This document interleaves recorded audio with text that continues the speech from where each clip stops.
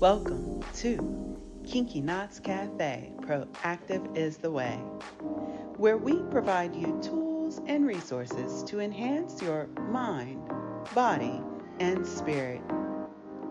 Get ready, folks. Let us nurture you from the inside out.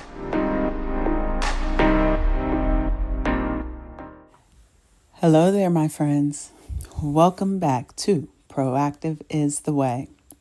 Today, I will keep it short. I hope that each of you have been enjoying the second part of the 48 Laws of Power, whereby now you should have completed reading up to Law 35. In December, we will conclude the 48 Laws of Power. I hope that you have been keeping up. This week, I want to focus on Law 35. Master the art of timing. Robert kicks this chapter off with the following proclamation. Never seem to be in a hurry. Hurrying betrays a lack of control over yourself and over time. Always seem patient, as if you know that everything will come to you eventually. Become a detective of the right moment. Sniff out the spirit of the times, the trends that will carry you to power. Learn to stand back when the time is not yet ripe, and to strike fiercely when it has reached fruition. He shares a myriad of stories validating the importance of mastering the art of timing.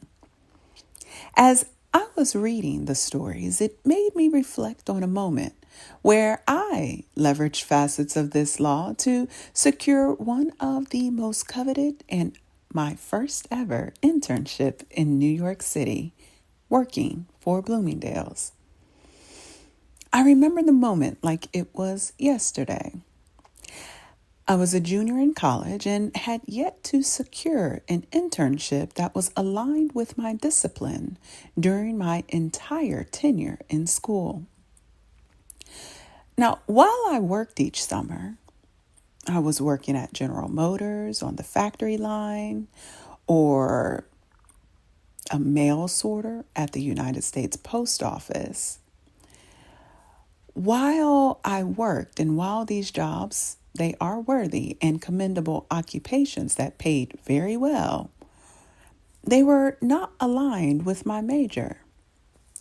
Yet, I embarked upon each role with passion and dedication to garner transferable skills that may one day work in my favor.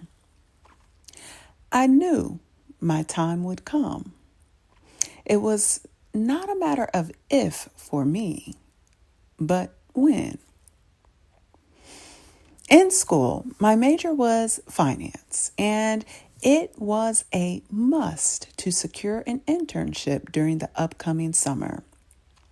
If I ever wanted to graduate with an open door to at the least interview and possibly secure a finance job within a top company. Again, it was another year in which I applied to be interviewed, and I was not contacted by one of the financial services firms. All of the opportunities for the internships were wrapped up and sealed by those with the strongest network, highest GPAs, and who were highly referred by our professors. Yes, I know. It's hard to believe that I was not chosen. I was not highly favored and considered for one of these opportunities. Nevertheless, I knew that now was the time to secure a gig. So I went to the career office and I noticed that a company called Bloomingdale's was setting up interviews for their buyers program. While it was not associated with the financial industry, it was an opportunity in New York City where all of the major financial institutions were housed. I was open and flexible to taking an opportunity and utilizing my degree in another facet to obtain skills and leverage the experience to build my resume for when I graduate. I applied and got the call for an interview in which I completely failed. I was devastated. During the interview, I was unprepared and recall not having very good examples for the questions being asked. Even though I knew I had skills, I was unable to find the right words and examples to show that the skills I acquired within school or even my summer jobs were transferable. It was awful. I knew I was not going to be considered. I remember going home with the realization that I would probably be heading back to Ohio and working within the factory with my dad or back at the post office. After the interview, when I got back to my apartment, I was about to call it a season, and something in me said, call him. Call the interviewer, Mr. Thomas, this tough as nails Bayesian man, and plead your case as to why he needed to hire you.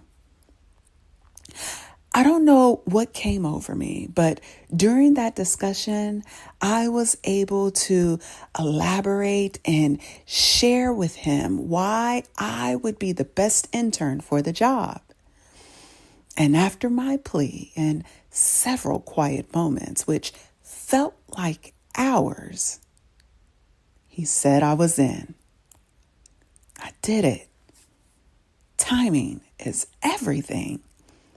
I knew that he would be making decisions soon, and instead of waiting on that ill-fated moment of rejection, I reached out to him and secured my fate for the years to come. All right, folks, that's a wrap. I hope you are enjoying the 48 Laws of Power. If you have a favorite law that resonated with you, please share your thoughts in the comments section on Instagram, Facebook, or the Podbean platform. If you are just joining us, please pick up a copy of this book on Kinky Knots Cafe's book list.